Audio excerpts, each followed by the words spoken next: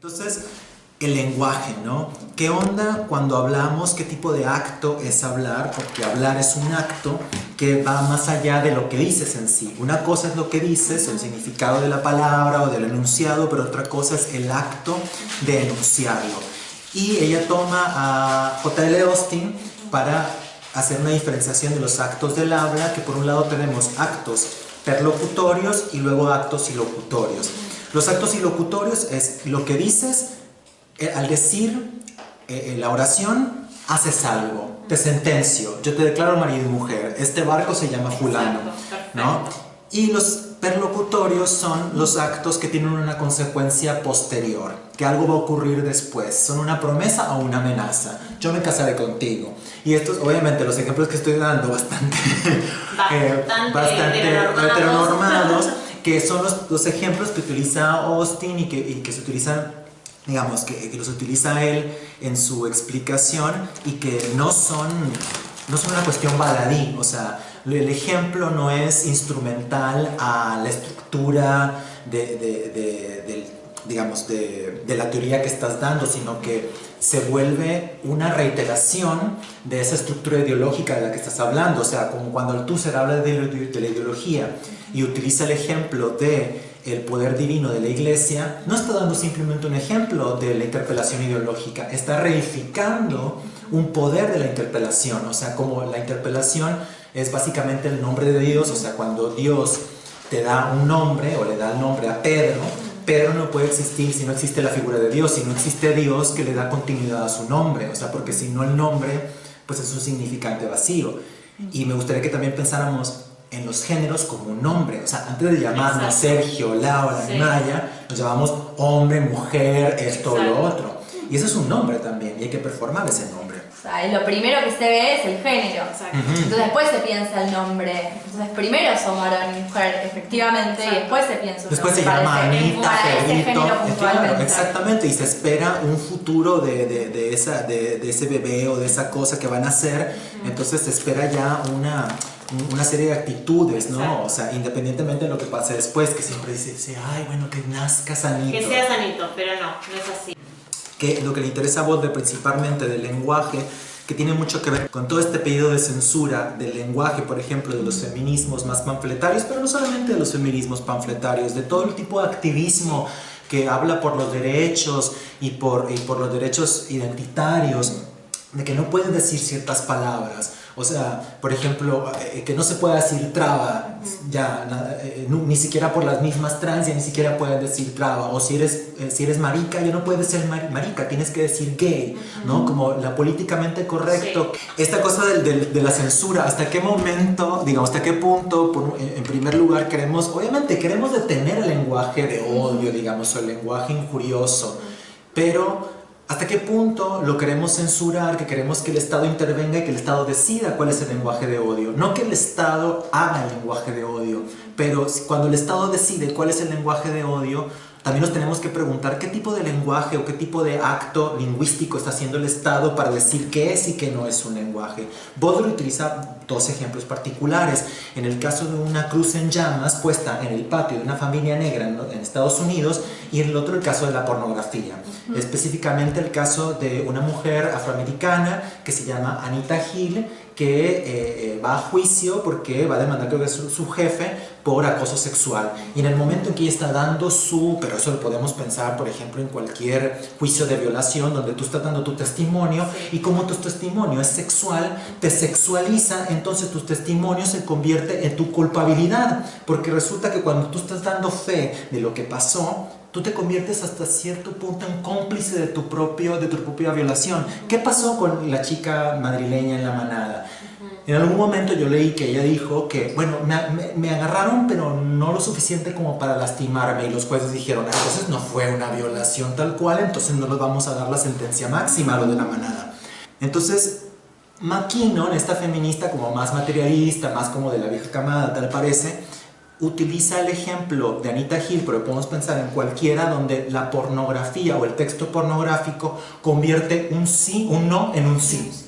O sea, yo te estoy diciendo que no, pero realmente me estás diciendo que sí. Entonces yo sexualizo el no.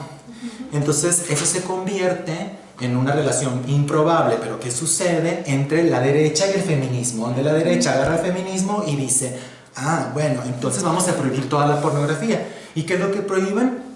A las maricas, a las trabas y a las trans a mostrar su arte o fotografías o desnudos. Eso es lo que pasa. Mira, a mí me parece que es, bueno, así a términos generales, porque me parece que pasan muchos movimientos, sino que sea la experta en los movimientos, pero en general esta cosa muy puritana norteamericana, que viene de la bajada de línea yankee. Entonces esa es toda esta herencia. Para mí es una herencia adoctrinadora de la iglesia. Es tal cual la iglesia católica, o sea, puritana, pero encargada en el feminismo. Y en el progresismo en general, como que yo quiero censurar la pornografía porque es mala. Claro, pero digo, caen todos los eslogans.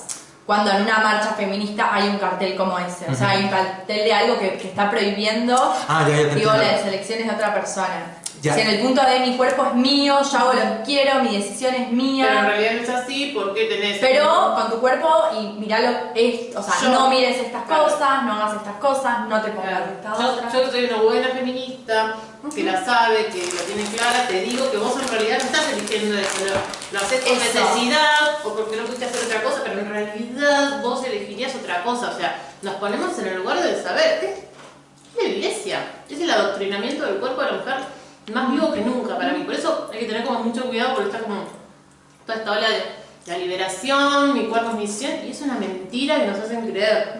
En realidad nos están adoctrinando todo el tiempo. Y tiene que ver con esta cuestión de que se piensa en términos superestructura y estructura. Es una herencia muy marxista donde estructuralmente las mujeres, también se hace una generalización brutal, donde todas las mujeres ocupan un lugar subordinado. Entonces el texto pornográfico es un texto, es un acto del habla y locucionario en cuanto el texto pornográfico, que puede en este caso una película pornográfica, es la actuación, repetición, reiteración de la subordinación de las mujeres, como si fuera una estructura estática. Se repite un montón y no están diciendo que eso es un juego y lo que te erotiza a vos es lo que te erotiza a vos, y si a vos te erotiza ser un objeto o ser sádica, bueno, es tu problema, o sea, no deja de ser un juego. Para mí el sexo es eso, un juego erótico. Si no hay un juego, no hay sexo. Bueno, no, sí, es que dice Butler y me parece muy interesante que, bueno, me costó trabajo un poco entender que esta cuestión de que la pornografía está ahí, siquiera está mucho antes el texto pornográfico como suspendido, digamos, o como sobrevolando la cuestión, mucho antes de que siquiera pueda responder a la pregunta de sí o no. Es decir, el texto pornográfico lo que hace es sexualizar, digamos, es una fantasía sexual, pero es una fantasía sexual en la que tú puedes ser el objeto, el sujeto, puede ser la escenografía, puede ser la mesa, puede ser el ojo que mira, no hay una posición fija.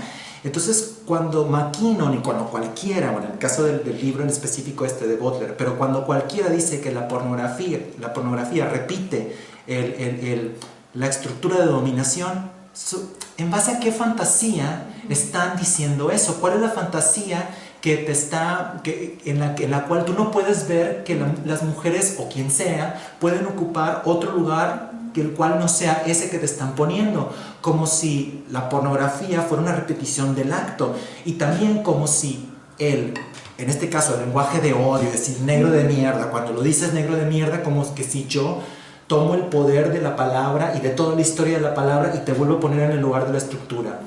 Realmente no se puede desvincular nunca el lenguaje de odio del contexto en el que salió, no olvidar el contexto, no que cualquiera te pueda venir a decir cualquier cosa, sino que cuál es la relación que existe de la palabra injuriosa con el contexto, la estructura, como si la estructura fuera así eterna desde el Big Bang y no se puede mover, como si la estructura no se estructurara cada vez que se enuncia la palabra y que depende del poder de la reiteración. Pero esa reiteración falla, porque ¿qué pasa cuando dices la puta y el porno? ¿Y qué pasa si yo hago el porno? Tú vas a hacer porno, tú lo reificas. Bueno, porque una de las primeras críticas que se le hace, por lo menos como a la pornografía audiovisual, si quieres, de esa producción, es en las condiciones de trabajo. Entonces no se discute, o sea, lo que hay que discutir, que probablemente fuese bueno en qué condiciones, pero también las condiciones laborales de cualquier trabajo, de cualquier producción, o sea, lo mismo pasa con el trabajo sexual, ¿no? Como... o el trabajo doméstico. O el trabajo, sí. O sea, el trabajo doméstico. Por eso digo, pero se la agarran puntualmente con la pornografía y el trabajo sexual. Porque les molesta. Porque les molesta, pero la justificación, la argumentación que dan para cuestionarla son las condiciones laborales. Muchas veces. Sí, y que bueno, y que no eligen por una singularidad, sino que es una necesidad, que no les quedó otra, que no tienen otra alternativa. y eso es una fantasía de las feministas panfletarias o de cualquiera de la iglesia, que no puede haber otra cosa y que lo que quiere es más bien o sea, si tú estás luchando por destruir la estructura o radicalmente modificarla, ¿por qué la estás repitiendo y asegurándote de que esa es la única que existe y que todo lo que pasa, sea un texto pornográfico, pero sea lo que sea, digamos, una repetición de la retoma, la reapropiación de la injuria? Por ejemplo, me dices puta, yo me digo puta, no, pero tú te estás auto-humillando. ¿Cómo? En Estados Unidos, por ejemplo, que se supone que donde nos llega la teoría, cuando nos viene la teoría queer y Baudelaire habla desde allá y una piensa que bueno, la gente ya se dice queer. Hay mucha gente que ahora, en 2000, casi 2020, sigue diciendo, pero ¿por qué queer si es un insulto? Yo soy gay. Hace poco